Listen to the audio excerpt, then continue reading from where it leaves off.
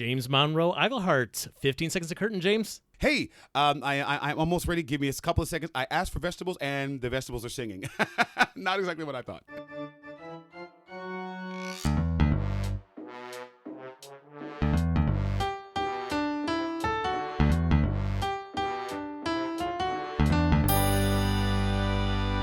Welcome to 15 Seconds of Curtain, a Muppet fan podcast presented by toughpigs.com. This is the podcast where Muppet fans talk with notable Muppet fans about, what else?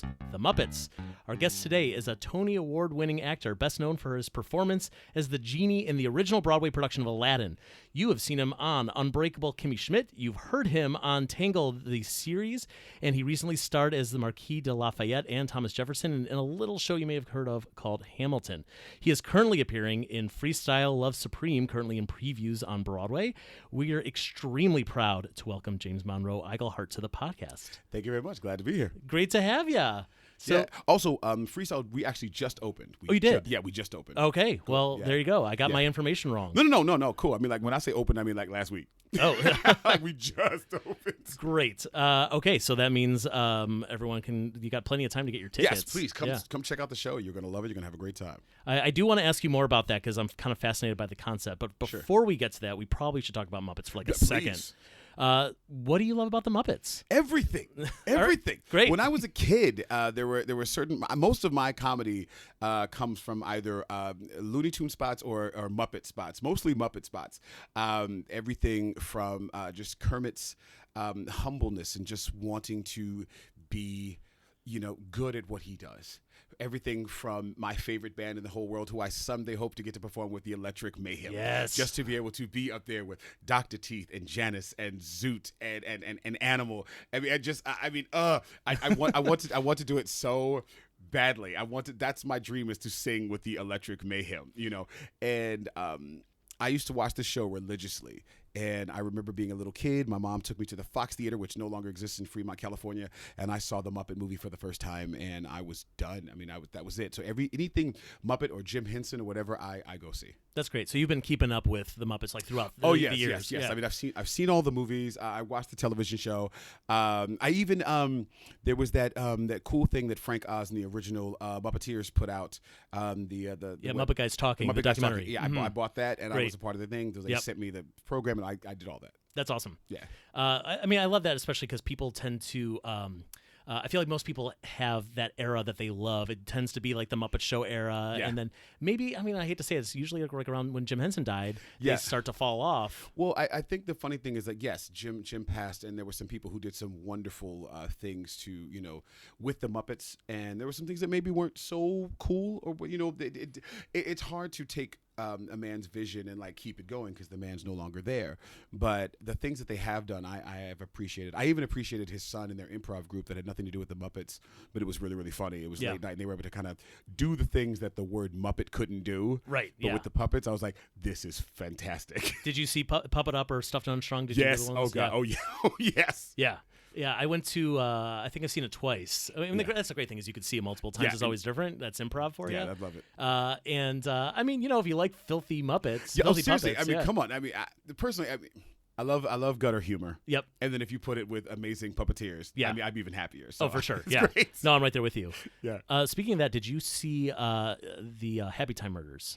You know what? I bought it and I haven't seen it yet. Oh, okay. That's crazy. The only reason why I haven't seen it is because my wife and I, which we try to watch movies together, and our schedules just do not match. Sure. Yeah. We've been together for 18 years. It's coming up January 12th, but our schedules still don't match after all these years. So we'll figure it out. Yep. Yeah, and it's like we've been together for 18 years, but you've probably seen each other for like 3. Basically, we always talk about it. We always laugh about it. Yes. I'd be curious to see what you think of that movie. I'm very interested because my friends told me, they were like, James, we didn't like the movie, but you're going to love this. I was like, Great. Good to know. Right. Just know that you're not going to be like part of the majority. Oh, no. I know. Right.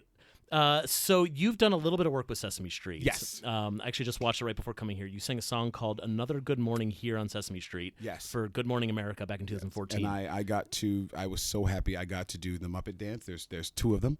Well, at least there's 3 of them in my wife and I's opinion. There's the Muppet Dance where it's the head to the side, to the side, to the side. Yep. And then there's the arms to the side, that one out. And then there's the head back, front, and back.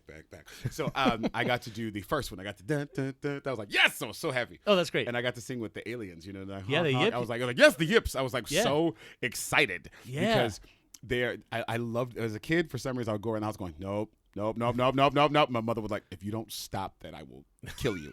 But when I saw it, I was like, I completely identify with those aliens. Sure, yeah. I mean, that's one of the great things about that clip. It's almost a shame that it wasn't on the show itself. Yeah. Because it's got like every character in it. Every character, yes. Yeah, the song is like a real bop. Yeah, I mean, Bill Sherman, one of my dear friends, did a great job with the tune. And I was so, when he called me, I was like, Yes, I will sing on Sesame Street. Are you nuts? Yeah. I was so excited. Is that how it came about? You got a call from Bill? Yeah, Bill said, hey, you want to, he goes, actually, no, Bill never asks. Bill and I have been friends for 2 years. He goes, I need you on this track. And I'm like, I guess I'm coming on this track. So, okay, cool. Yep, that sounds like Bill. Yes, I need you to sing this. Okay, I'll sing this. Yes, sir, and Mr. what's Sherman? funny is the way I'm saying it makes Bill sound like a really tall, giant black man. He's actually a real tall Jewish dude who just says, James, I need you. I was like, oh, okay, I'll be there. Yeah. Bill, by the way, is the Sesame Street musical director. Yes, he is, and I'm so proud of him. Very he's talented. Wonderful, man. Yep, he's a great guy. He's also exactly the way you make him sound. Yeah. Bill he asks in a demanding way. But the funny thing is it's all in love, it's all in heart, and he knows exactly. He's got such an ear. He can hear the song and know who should be on it. And everybody loves him so much. And they love working with him that when he just does that, you just go, yeah, sure, of course I'll show up. Yeah, right. I've known Bill for many, many years. Yeah. Well, and also for people out there who don't know, he's like best friends with Lin-Manuel Miranda. Well, he's one of the original members of Freestyle Love Supreme, which are improvisational group, which is now on Broadway, which is open.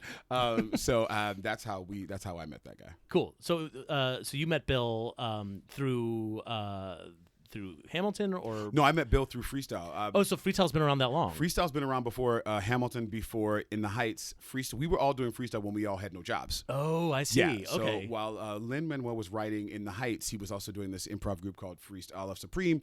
Chris Jackson, who is the original George Washington, was a part of it. He was involved with In the Heights, and when he and Lin had to go do the off-Broadway version, they brought myself and this guy named Utkarsh Ambakar in to take the places of Lynn and Chris. And then when In the Heights went to Broadway, we all just stayed together as a group. And Bill was one of our, he's one of the keyboardists. So we're all just one big group now. This thing has been going on for 15 years. And finally, after all these years, we're on Broadway. That's awesome. It was the first thing to do, and it's the last thing to come to Broadway. Because Right, we yeah. always thought that would be the last thing to come to Broadway. Right, yeah. I mean, I hope it's not the last thing to come Wow, to Broadway. no, we were just so shocked of this little improv thing that we loved doing. And we would do it around the country, around the world. I mean, the guys have been to Edinburgh, Australia, all these different places, Cannes. We would do these things, and we did it because we loved it. People throw words at us. We create an entire show of hip hop improv. We have a beatboxer, MCs, singers, and 2 keyboardists, and we just create a show. Never in a million years did we think we'd actually be at the Booth Theater on 45th and doing this for all these people, which is just magic every night. Yeah. Yeah. I mean, especially, nowadays Broadway is so filled with basically things based on other things. Yeah, and also very heady material, Right. And this is not a heady night. This is a night to sit back and have a good time. And we can't do the show without the audience. They are the show. Yeah. If they don't give us suggestions, we have no show. Yeah. So you sit down, you throw words or suggestions to us, and we just take you on a ride. And hopefully by the end of the night, you will have laughed so much you'll be ready to go to sleep. Well, and especially, I mean, as someone who has been working in theater for your whole career, where you kind of can't change anything that you're doing, you got to do it exactly the same every single night. Although I imagine that I was on about to Aladdin, say, as the genie, I've had some really fun moments. This is my 5th Broadway show, and the 2 of them, this one and Aladdin, I got to break the 4th wall and kind of just do things, and it was one of the best moments of my life. But also as a kid, watching the Muppets do what they do. It's kind of like a training ground to get me ready for Aladdin. Yeah. I was able to, if you're doing a part like that, you can't be an adult. I always wanted to grow up, but never grow old. That's not true. I always wanted to grow old, but never grow up. Right. Yes. I don't. Yeah. You can't stop growing old. But I never wanted to grow up. I always wanted to, have that kid at heart. And so the kid in me that loved, a 4-foot prune joke from, or one of my favorite, is when in Muppets Take Manhattan, when Gonzo jumps out in the middle of the street to get a taxi. Every time I try to get a taxi, in my mind, I think about I should just jump out in the middle of the street. Those are the things that came to my mind when I was playing the genie. How silly can I be and still have heart? And that's what we came up with. What you see For now. sure. I mean, especially the Muppets have such a perfect balance of that kind of ordered chaos. Yes. It's almost. Yeah, and I think that's what makes it funny for all ages, was that there's a moment where it's slapstick, but it also is kind of sophisticated. There's a joke that they have in the show. That's one of my favorite jokes is I think it's Tony Randall's on the show, and they've turned Miss Piggy to stone. Yes. And Floyd looks up. And Fozzie looks up and says, "Oh my gosh, she's stoned. She must weigh a ton." And Floyd says, "Well, that means she's lost weight." And it's a horrible joke. It's terrible. And they said, "Did you hear that Miss Piggy's really worried about Kermit? Worried about Kermit? Why? She's afraid he'll take her for granted." And I was like, the fact that take her for granted and she's a rock, I lost. Yep. As a kid, I was like, these are the best jokes ever in life. Oh, for sure. So those are things that I brought to Aladdin. And I would do the dumbest thing. They would look. Some of the jokes would work, and some of them would just be crickets. But to me, I was falling out. Yeah, I was having the most fun, even though no one else was. Well, that's something that the Muppets always did so well, is being able to tell a bad joke. Yes. Yeah. Yeah, because sometimes the bad joke was the fun part. Right. Watching Fozzie fail was the fun part. Like they were awful. They were just awful. Right. And you're like, this is brilliant. Yeah. Because it kind of got you ready for The Office. Right, yeah. It's like how can we just stand and do this joke and make it painful? And you go, it's still damn funny. Right. I mean, that's something that I feel like the Muppets, they lose every once in a while and they have to rediscover, is the fact that the Muppets are putting on a bad show. Yes. They are terrible at their jobs. Right. They really, they have so much heart. Yeah. So much heart. But they literally, most of them have no idea what they're doing. Right. The only person who is even close is Kermit. Right. And Kermit has so much heart that he refuses to fire anybody. Right. Everybody should be fired. All of them. Even, I can't think of his name for some reason. The janitor. Beauregard. Yeah. Beauregard should have been fired years ago. He's terrible. Sure. Oh, yeah. But Kermit has such a heart, and I think that's what's so great. I mean, he could ban Waldorf and Statler, which is funny enough. Chris Jackson and I, who we've known each other for millions of years. We're best friends. I have a few guys I can count on one hand that are like my brothers, and Chris Jackson is one of them. And Chris Jackson's a hard brother. I mean, just sing his face off, most talented guy, but he's not the kind of dude you mess with. I mean, because he's so professional, so on his game. Sure. I'm one of those guys who can needle him, and he lets it happen, and we needle each other. People would think we hate each other when we talk to each other, but we love each other so much. And he said, I used to tell him that we're basically Bert and Ernie. That he's Bert and I'm Ernie. Yeah. But now that we're older, he said, no, we're not Bert and Ernie anymore. You and I are Waldorf and Statler. And I was like, that is the most accurate description of the two of us when we're together. And we just sit back and just laugh and rip on stuff.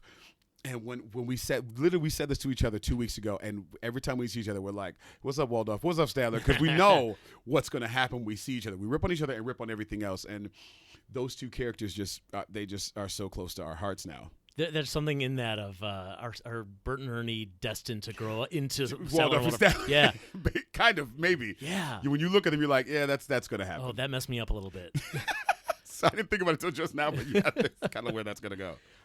So back to your Good Morning America appearance in 2014. Yes. So you got to work with pretty much every Sesame Street character, which is amazing. Yeah. The human cast is in that as well. Yeah. Did you get to interact with them at all? I did, and one of the great things was being able to see the legends come back and be able to tell them. I remember walking into the studio for the first time, and Bill told me, he said, just get your tissues ready. And I didn't know what he meant. And I walk into the studio, and I see Mr. Hooper's store. Yep. And I just started bawling. Yeah. I mean, immediately started bawling and began to walk around, and I get to meet all the people, Maria and those guys. I was just like, oh my gosh, these are the people this is my childhood. I remember every moment of watching them every day and watching them teach me how to read or what C was or ABCs, just the typing. Yeah, the typewriter. Just I kind of lost it a little bit. And the fact that they knew who I was. Oh my God, we've seen you in the land. I'm like, you know who I am? Lost it because it was one of the best days of my life. Yeah, I definitely remember being on set for the first time and having that guttural reaction because it's a place where you grew up. But like it's your brain kind of thinks that you've been there, but your body knows you haven't. Yeah. And so to actually be there as an adult. And when the Muppets came out, to see Bert eating oatmeal or to see the little blue man and Grover have a moment. Yeah. Or when the Count walked past me, or seeing Ernie in the tub, or even just, being with the Yips, or even just singing the song and Big Bird walking past me, or being able to stick my head out of Oscar's garbage can. Yep. And then being able to meet, the voice of Oscar and Carol. It's just and what's funny is I'm sitting next to Carol, and you know how people start saying names that are normal to them but are legendary to you. Yes, of course. Like, when me and Frank and Jim were talking, I'm like, you're talking about them like they're normal people. Literally, you don't have to say the full name. You just know them as Jim and Frank, and I'm like, Mr. Oz. I would if I saw Frank Oz, I'd probably freeze. And lose it. Can I tell you? I ran into him on the street the first time I ever met him. I literally was walking down Broadway.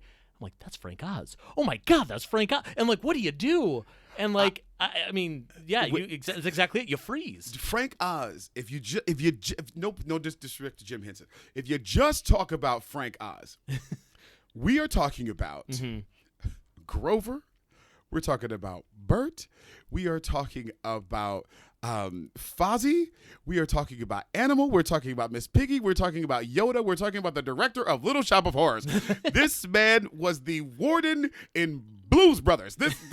Just that alone puts him on my Mount Rushmore of amazing people. I don't know what I would do if I saw him. I probably would just start babbling. Yeah, then the bummer is that Star Wars fans are so crazy for Frank Oz. I could have ended that sentence by saying they're so crazy. But for Frank Oz, yes. For Frank Oz. And I think that he kind of puts up a barrier because of them.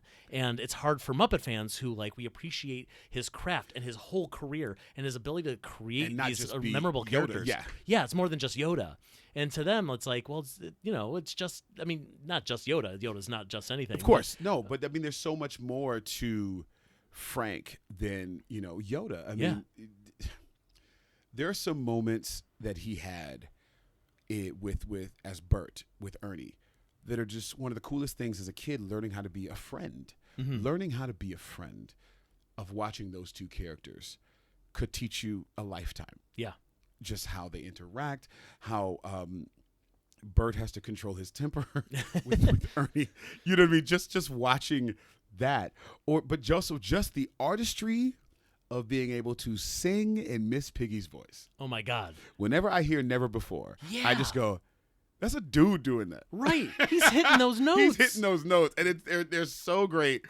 And some of the jokes are just, you can tell out of that mess is improv. Oh, what am I thinking? Just being the other hand of the Swedish Chef is just something about. He's both hands of the Swedish Chef. Right. Yeah. Just something about that. Just not knowing what your hands are going to do. Oh, for sure. I'm sorry. That's just brilliant. It's also, first of all, Jim and Frank are maybe the greatest comedy duo of all time. Yes. And the fact that arguably. You can see, inarguably, for sure. You could argue. But the fact that you can see it on screen that sometimes they're just with each other. You know that Frank is just going, I'm going to do this instead. Oh, yeah.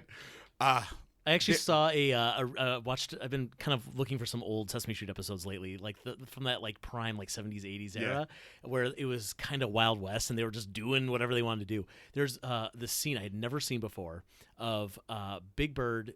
He's kind of seeing, Maria and Luis are married and this is what they act like. Gordon and Susan are married. This is what they act like. It's like, I wonder what it'd be like to be married. And he sees Grover. And he's like, Grover, do you want to pretend like we're married? And Grover's like, great. You be the husband. You're coming home from work. I'll be the wife. And the next 5 minutes, it's all one take. And you can tell it's Frank being like, you ready? Buckle in. And he is screwing with Carol. And he's like, it's all pretend. So he's like, I'm talking to our kid, Katie. And you're stepping on the dog's tail. And you're holding the baby. Hold the neck upright. Oh, gosh. And it goes on and on and on. And you can see Carol is, it's Big Bird, but Carol's kind of floundering a little bit, and Frank is just, he goes for it, and it's hysterical. You must send this to me. I will send it to you. It's absolutely hysterical. Because I don't think he gets enough credit for how good of a performer he truly was. 100%, yeah. Because fans get caught up in the actual character of certain things he did. Yeah. But his array of characters are what's impressive from him. And the fact that he could create a character, there's very few characters that he created that didn't end up becoming like iconic. Yes. I mean, there are each character, Grover by himself is iconic. Yep. Bert is iconic. Yep. Animal is iconic. Yeah. Just Animal himself is iconic. One of my favorite moments is Rita Moreno singing Fever with Animal. Yeah. It's just hysterical. Yeah. You know. It's perfect. It's a perfect moment. It's a perfect moment. Yeah. And Animal himself is just everything you want. It's just pure emotion. Yes. Just pure. Also, just as a singer and as a performer, the voices that he did physically, how was his voice not destroyed? Beats the hell out of me. I really don't know. When you look at what Jim did, Jim got about as far as gravelly as Dr. Teeth. Correct. Yeah. Dr. Teeth and Ralph. Yep. But the range that Frank goes through with the growling to the high notes, you're like, how is this man's vocal cords not destroyed? He's brilliant. I love it. I mean, he probably knew where the limit was. There was I don't know if you remember a character, Harvey Knee Slapper. Yeah. Yeah, so Harvey Knee Slapper kind of had this like really high-pitched, loud, scratchy laugh in his voice. And I think he did it for a couple of years, and he was like, guys, we got to retire Harvey Knee Slapper. It's going to destroy my vocal cords. Yeah. Which, I mean, thank God can you imagine if he started to lose his voice? Of all people. Yeah. No. Yeah. You know, you lose your voice, you lose Miss Piggy. Right. We can't have that. Please, not that. That's one of my favorites. Did you get to interact with the performers very much when you were on Sesame Street? I did, and just talking to them, just watching them interact with each other was amazing. Stephanie, who was in the original Avenue Q, Stephanie D'Abruzzo. Yeah, I love her. She's fantastic, and I'm skipping her name. No, she wasn't there that day. Sorry, Stephanie was there. This other girl wasn't there that day. But watching them interact with each other and how they joked, and how they would joke to each other, but then their characters would joke to each other, and they were separate freaking conversations. That was the thing. So Leslie Carrara from the Bay Area. I didn't know that till we started talking. We know all the same people, and somehow we never did any shows together. But she's Abby Cadabby. Yeah. She's talking to me as Leslie, but also talking to me as Abby. Yeah. Two totally different conversations, and I'm watching them both. Talking to Abby because you have to turn because the voice changes. Right, yep. Talking Leslie because the voice changes. Yep. And it's totally normal for Leslie, not a problem that she's having. Like it's almost like she had two brains, and I'm looking at her going, and I thought I was schizophrenic, but in the most positive way. It's amazing to watch them talk to each other as the performers, but also talk to each other as the characters, and it's seamless. Absolutely seamless. So I not only was I able to be there as a performer myself, but I was there as a fan. Oh, for sure. And I loved I could have been there every day. I was losing it. They keep telling me to come back. I'm like, I have to come back. I got to get my schedule. Oh yeah. We got it. Yeah. You definitely need to go back to Sesame Street. I mean, you need to be on the show itself. That's the dream. Yeah. I mean, technically, you've been on the show a couple of times. Your voice has been on the show a couple of times. So you did the vocals for a song called "My Beautiful Skin." Yes. And that was another call early in the morning. Yeah. Actually, it was a text. James, I need you. Okay, Bill. I like that he texts in the voice too. He texts again. James, I need you. Does he text in all caps? No, it's actually really cool, but I can hear it. James, I need you on the song. Okay, cool. What am I singing about? It's about skin. You're gonna love it. And I showed up. Great. Sure enough, and we did it, and it was great. That's awesome. And then you did the voice of a bowl of cereal. I did. Not many people can say that, you know. It was a rap battle of what Elmo should eat in the morning. And again, Bill was like, yo, I need you on this. Matter of fact, you're going to love this. I said, what is this? He said, you a bowl of cereal and you rap it. And I was like, well, just tell me when and where to be. Just tell me where to go, man. And I got there. They showed me a drawing a little bit. I did the rap, and then I got to see it, and I was just like, my voice is coming out of a Muppet. Yeah. That is really cool. That's incredible. It's great. Like, that's the dream. Yeah. And then it was Stephanie. Stephanie was working the Muppet. Oh, did she do that? I was going to ask you if you knew who did it. I have no idea. Yeah. That's awesome. Yeah, I was like, oh, then we're great. We're good. Perfect. Yeah. You're like, you know what I look like. You know what I look like. Go ahead. Yeah, go ahead. Great. I don't know. Did they announce who won the rap battle, cereal or oatmeal? I think I lost. I think oatmeal won. Yeah. I think you need a rematch, maybe. I would love to, but I was rapping against a kid. I know I was gonna lose. Yeah, that's true. Yeah, yeah. Especially Sesame Street, the kid's always gonna win. Yeah. So, so you played. You had a recurring character on Unbreakable Kimmy Schmidt. Yes. Coriolanus Burt. Is that Coriolanus Burt? Yes. So, Kimmy Schmidt there's There's like a Muppet joke in every episode. Pretty much. That writer's room must be filled with like the biggest Muppet fans. Yeah. Well, if there is a writer's room, it's probably filled with Muppet fans. That's true. Because Yes. the writers on the Muppets were so good that most of the kids who grew up wanting to write grew up after watching that show. It's like, okay, what do I have to do to do stuff like that? Yeah. Yeah. And so, yeah. Did you ever get a chance to like geek out with everyone on set? I never did. No. I was always there really, really fast. I mean, not in a bad way, but I was like, get in, get out. Yeah. And but when they would bring stuff to me to tell me what they were going to, it was always Tina Fey saying, name drop, sorry, I just grabbed that. It was always Tina Fey goes, okay, you're going to do this. And I was like, yeah, totally.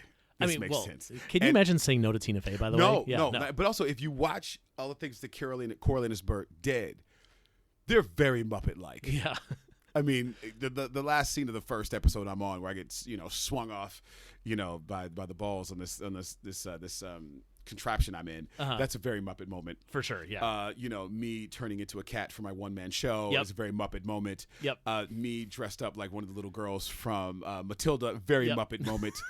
My last episode where I'm carrying my my ferret who has diarrhea. It's a very Muppet moment. There's most of my scenes. Yeah. Could easily be put into any Muppet movie or any Muppet true. TV show that you have. That's very true. And I played it to the hilt. I was like, even the character voice I chose for Coriolanus Burt is very Muppet-like. Whatever. To bring it up to that type of status to go against Titus. Yeah, I had to be. For sure. Yeah. I could definitely hear Coriolanus' voice being performed by Jerry Nelson. Maybe. Yeah, easy. I mean, easy. Very much so. Yep. And then of course Stephanie DeBruzzo was a recurring character, or did they just do one episode with her backpack? I think she did. She did that one. Yeah, she did the backpack, and I know. Also, one of the last episodes I was in had to do with the puppet. Which one was it? It was a sexual harassment puppet. Yes, the puppet who was sexually harassing people. Right. And my character decided to blow the whistle on him. That's right. Yes, and I got in trouble for it. Yeah. So there's this even the episode I'm in. Yeah. There's a Muppet-like character there. That's true. And that puppet is performed by Bill Beretta. Yes. From the Muppets. Yeah, of course. Right. And it's so good. Oh my God, it's so good. It's so wrong. Yeah. God dog it. That's brilliant. I mean, that's my favorite thing about Kimmy Schmidt, honestly, is just like they just pepper those things in. You're like, it's like how like we're gonna give you this, and then we're gonna go right to silly, and we're gonna be so on point that the silliness is not gonna be the thing that throws you over. Right. It's like you're expecting that. It's the regular thing that you're not expecting. That's true. It's the silly you're totally getting. Yeah. And they make the silly normal, and that's what I love about it. Yeah. And from the first episode, the silly was normal, and it was the other things that got you about the show. You're describing the Muppet Show. Pretty much. The silly is normal. The silly is normal. Yeah. And it's the heart and everything that gets you. And that's the thing. People talk a lot about the heart of the Muppets, and Gonzo singing like his sad song in the desert in the Muppet movie, which most people don't know. 54 Below does a Muppet Night. And I've done it twice. And both times I asked to sing. I'm going to go back there someday. Great. It's actually on YouTube if people want to see it. Just put James Iglehart singing that song. But that's the song. That's my favorite song from the Muppets. It's a great song. That's my favorite song. It's a great song. Yeah. I mean, the great Paul Williams and Kenny Asher. I got to meet Paul Williams, and I told him, I said, I know you've done millions of things. I know you have. You've been the head of ASCAP and everything. I said, but the two things I know you for and I love you for and I hope you don't hate me for, I said, it's the Muppet movie and Smokey and the Bandit 1 and 2. Yes. And he said, and he goes, oh my gosh, he goes, you love that? I said, I grew up on Smokey and the Bandit, and I don't give a damn what people say. Still one of the greatest movies of all time. Yep. I got an opportunity to interview him a few years ago, and when we reached out, it's just this idea of like, oh, we want to talk about your Muppet work. He was so jazzed to, it's like, yeah, forget, the rest of my career. Like, we can just focus on like these 3 to 4 movies that I worked on and like working with Jim. Because the songs, when you think about, people always listen to songs and you don't realize the guys or the women who wrote them. Yes. And when you realize who wrote them, it kind of takes you out.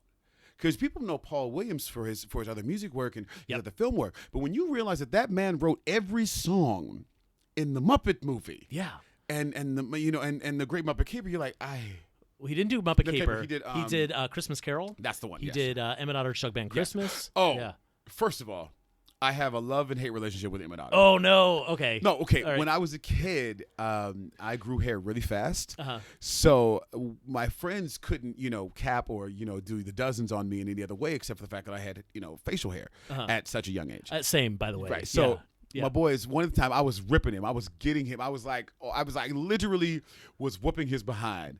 And he was like, oh yeah? Well, at least I got my own Christmas special, Emmett Otter. And that, there's certain insults that just kind of stop you. And there's nothing you can say. And of course, we were in that age range where everybody in the circle, like we had a circle of dudes, we're in the middle talking about each other, and everybody just happened to be fans of Emmett Otter. Oh, that's impossible. So for the rest of there's nothing like a group of brothers, a group of black dudes that all knew who Emmett Otter was. Yeah. And for the rest of the freshman year, Emmett Otter was like, "What's up, Emmett? Shut up, man! I ain't funny." Oh. And I I hated it, but I loved it because I went back and watched it. Yeah. And was like, "Oh my god, this is still a great performance." And my friend Cass Morgan, who we did Memphis together, she played Mama in the original Memphis. She was a part of the musical. Yes. Emmett Otter, and she played Mama Otter. Oh, really? And I saw her do it then. Yeah.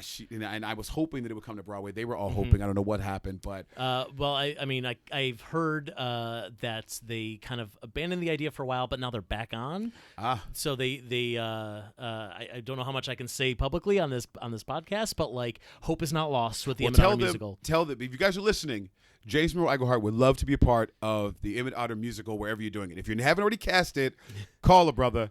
I'm down. Who would you want to play in the Emmett Otter musical? I couldn't play Emmett. I'm too young, but the mayor maybe. Yep. And any other characters, I just to be there. Find something for me. I'm good. Yeah. I'm good. The villain, I'm good. By the way, the musical. So I saw it. I went up to Goodspeed Opera House to see it, and it was amazing. There's a moment. I won't spoil it, but there's a moment when they're doing the talent show. It's not in the movie. It's only in the theatrical part where it caught me off guard in a way that I got sucker punched by a joke, and I had one of those I'm laughing so hard I can't breathe moments. Yes. And I'm sure it was a full theater. I'm sure I'm the only one laughing my ass off during the scene, but it was a great moment. And then they did it at 54 Below.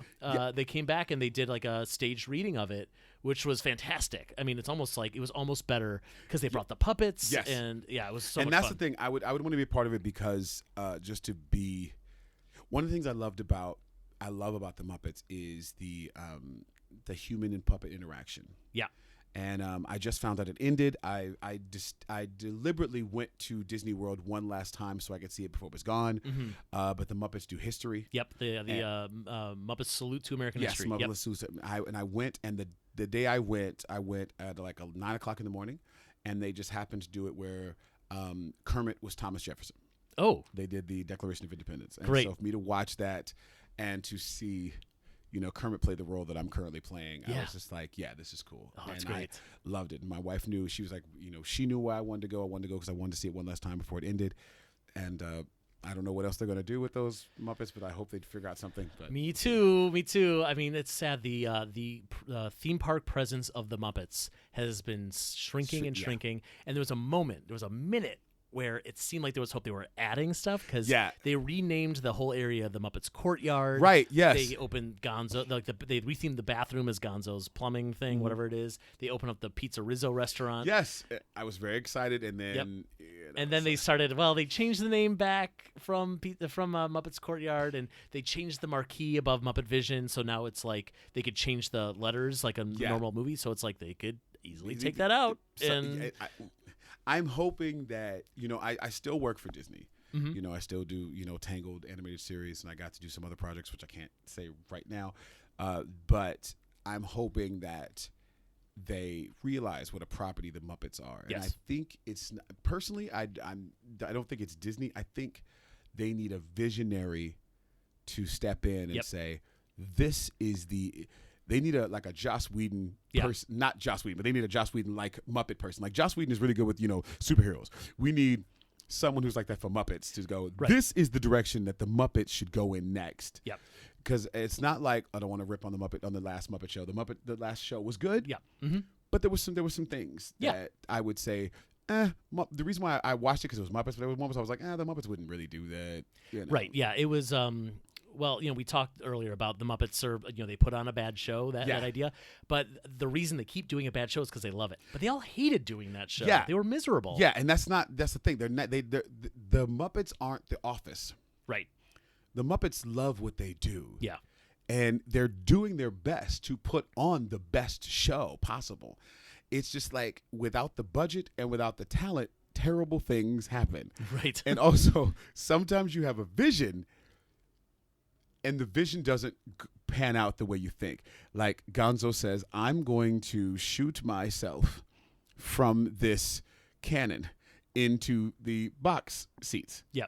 That's a great vision. Yeah. Physically, that's not going to work the way you think it's going to work. And it wouldn't be funny if it worked. Right. It wouldn't be funny if it worked. But that's the thing. And I think that's what was missing from the show. Yeah. It was the love of what they were doing. They were trying to put, you don't have to make the Muppets up to date because the Muppets are timeless. Mm-hmm. You just need to put the Muppets as they are in any given situation, and Muppet things will occur.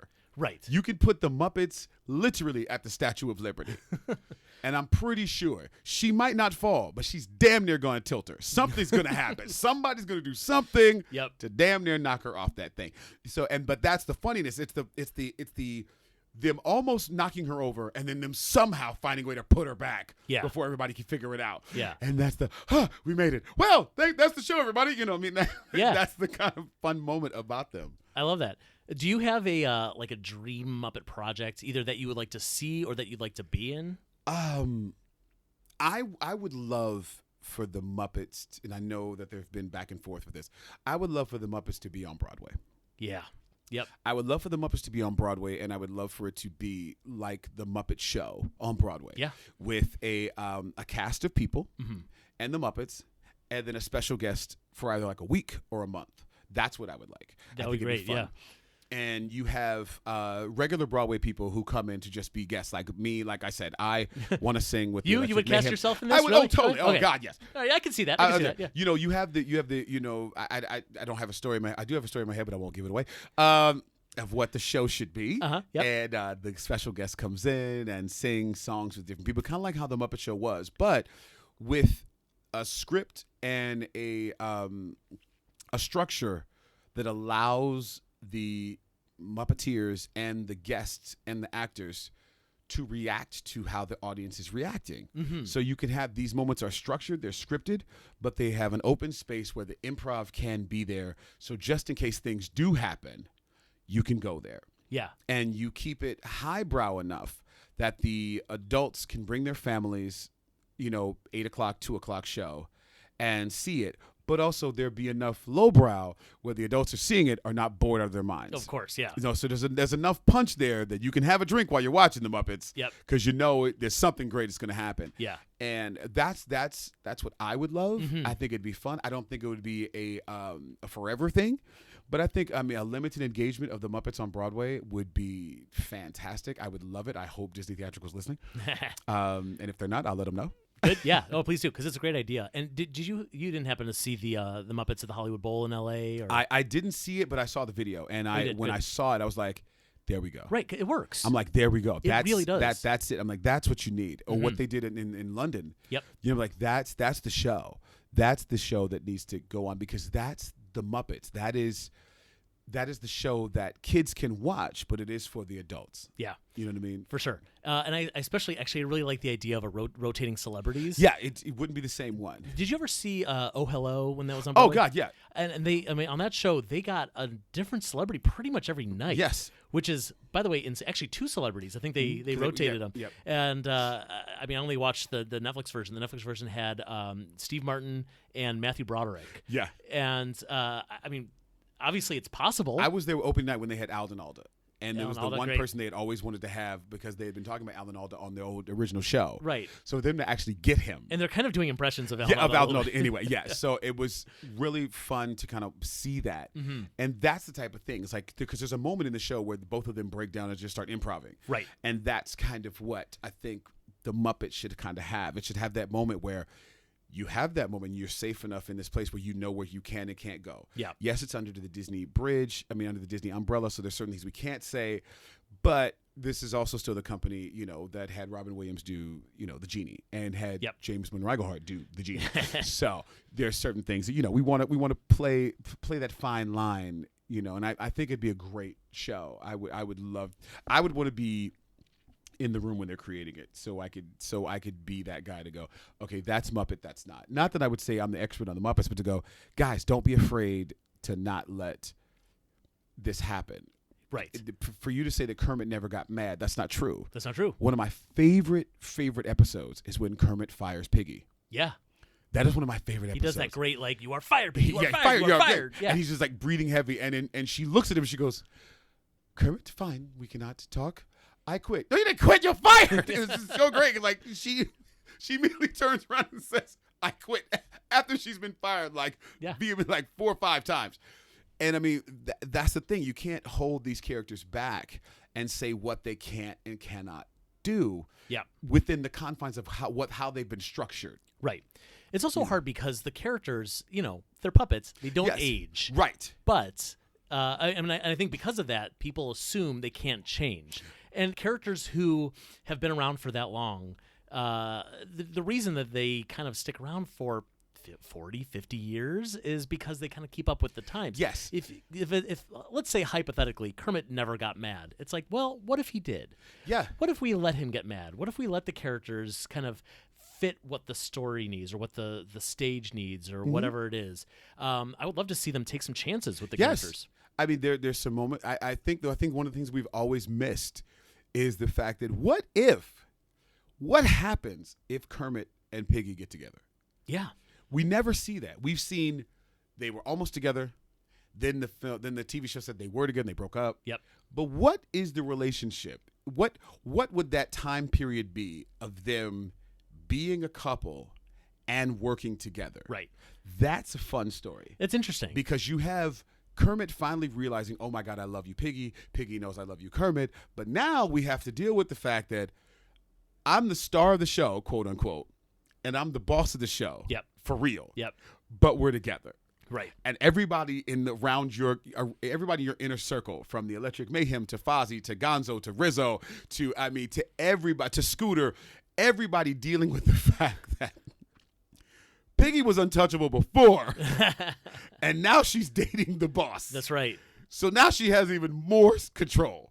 What do you do with that? And Kermit, how do you handle this? Yeah. And not let your friends go, oh, so now the pig can just do anything? Yeah. You know what I mean? When she could do anything before. So, I mean, I think these are things that are fun, and of course, Fozzie making stupid jokes. Well, if we were dating, would that be the same thing? What kind of question is that? We would never be dating. You know what I mean? It's things like that. Yeah.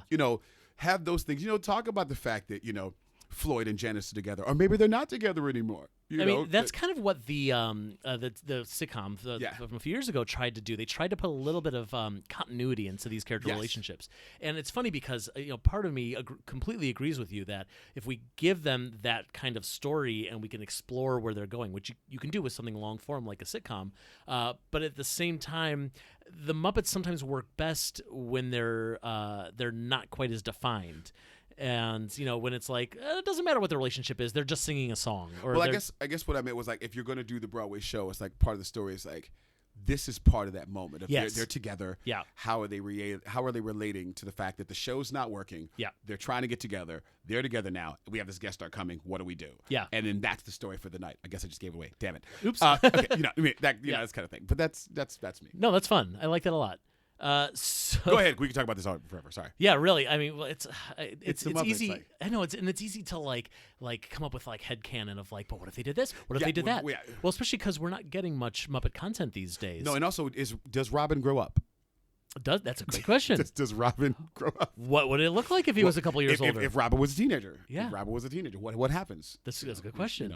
We've gone the other way. We've seen what it's like when they're babies. Yes. What happens if Robin is now like 15? Right. And he's the intern of Scooter. Yeah. Like Scooter works for Kermit, but what if Scooter had an intern and it was Robin? Right, yeah. How does Scooter treat Robin? You know what I mean? It's funny because before we were recording, you and I were talking about comics. We both have a shared love of comic books, and sometimes I think about like let's say Batman, for example. Yes. He took Dick Grayson under his wing.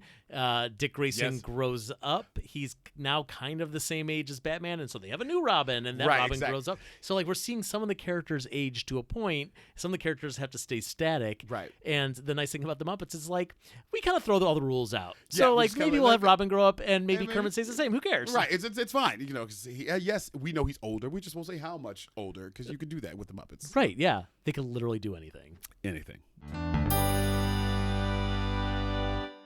Wow, what a great interview. Don't you wish it was twice as long? Well, you're in luck because that was only part 1 of our chat with James Monroe Iglehart. Come back for part 2 next week. 15 Seconds to Curtain is hosted and produced by Joe Hennis. Edited by Jared Fairclough. Did you say Jared Fairclough? Yes, I said Jared Fairclough. Logo artwork by Dave Haltine and Jake Fosgate. Theme music by Stacy Rosen. Did you say Stacy Rosen? Yes, I said Stacy Rosen. A Muppet fan podcast brought to you by toughpigs.com.